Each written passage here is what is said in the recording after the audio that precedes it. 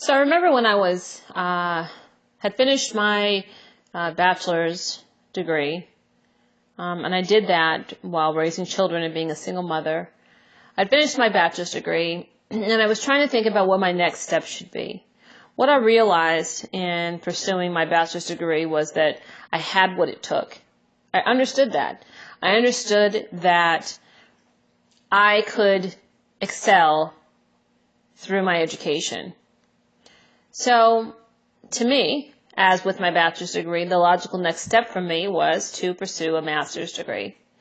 And I was trying to figure out how can I, or what degree should I get that will complement my experience. My experience was in human resources. I had done human resources for, a considerable amount of time at that point.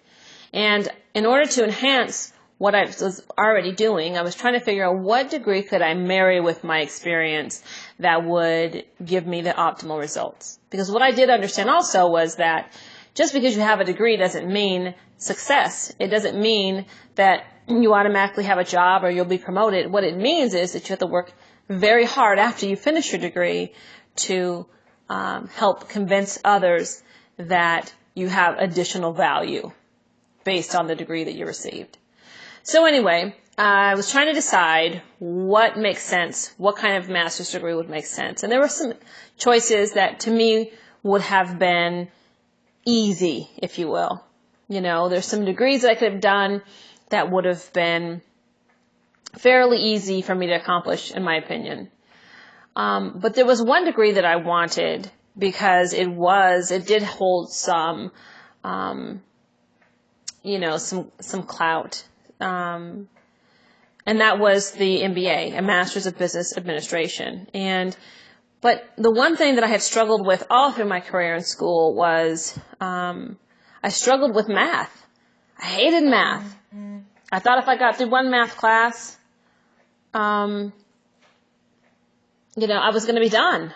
I saved, in fact, my math class for my bachelor's degree to be the very last class that I would take for that. So math was a struggle. And this MBA obviously would require a significant amount of math. It would require statistics. It would require finance. It would require accounting. All math, essentially. But there was some benefits to having this Master's of Business Administration. I mean, after all, as a human resource professional, I'd be working in business. So for business leaders to see that I had some understanding of how business actually works, it would be helpful. So my other option was to go get a master's in business administration, business management, and I have no problem with folks with this degree. But this isn't really the degree that I wanted, but it certainly is the degree that I knew would be easy to achieve. So it was between a master's of management or a master's in business administration, and so I was trying to figure out which one I should get. But I was going to get one of them. So I pondered it, and I thought, I should probably just go ahead and get the Master's of Management because it's definitely going to be easy. It's a master's degree. So why not? But deep down, something dug at me and said that I needed to challenge myself. So I went to my sister, and my sister's someone that I go to frequently because I believe my sister is very wise, and she's also somebody that I confide in quite frequently, and she's also has a spiritual maturity that I respect and admire. So I spoke to her about it, and the one thing that she told me was, "Which one do you want, Tylene?" And I thought about it, and I was scared to say it, because I knew probably what the answer was going to be coming behind it. But I said I wanted an MBA. It holds more prestige than a Master's of Management, in my opinion, and especially in my field of my profession. So the MBA. I wanted the MBA. I didn't know if I could do it. And she told me, if you want that MBA, Tylene, go pursue that MBA. And I thought about it. Man, she made it sound so easy. If you want it. And then I thought on something else that came to mind is my mother. The whole time I was growing up, something she always told me, and that was, if you want it, you have to go after it.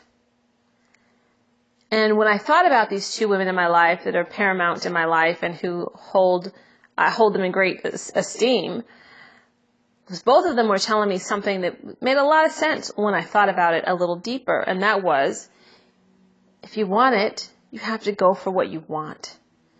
And you'll feel something tugging at the inside of you that tells you and pushes you towards what your destiny should be. And this was definitely one of those instances where my destiny was tugging at me to do something that was outside of the box and a little bit more challenging. Needless to say, I did pursue a master's of business administration. I did. And it was not easy. I will not sit here and tell you that it was easy, because it wasn't easy. And the math, I felt like I don't know how I would get through it. And actually, to tell you the truth and be perfectly honest with you, when I look at some of the statistics questions and problems that we had to solve, I don't even know how to solve them today. In fact, I don't even recognize some of the symbols that were used. But I did it. I did it. I took one class at a time. I took one problem at a time. I took one lecture at a time. I took one set of notes at a time. And eventually, that perseverance and that consistency is what allowed me to accomplish that goal. So why do I tell you this? Well, there's a few stories in this in my mind. One of them is to listen to others. Listen. Listen. Not just hear what people are saying to you, but listen to what they're saying. Because you never know when someone shares something with you that you might have to recall from listening and use it, and it holds such value and such relevance. So listening to me is very important. And the second thing is that sometimes we don't give ourselves enough credit, and we underestimate what we think we can accomplish. And sometimes others see something more in you than you actually see in yourself. And sometimes you have to just go out on a wing and a prayer and pursue what your destiny's tugging you to pursue. Because when you don't do that, you not only disappoint yourself and you disappoint the destiny, but you disappoint the world, essentially, because in your pursuit of your destiny, you are providing the world back what you owe the world, if that makes sense. You're giving back what you were destined to accomplish and contribute to society in general.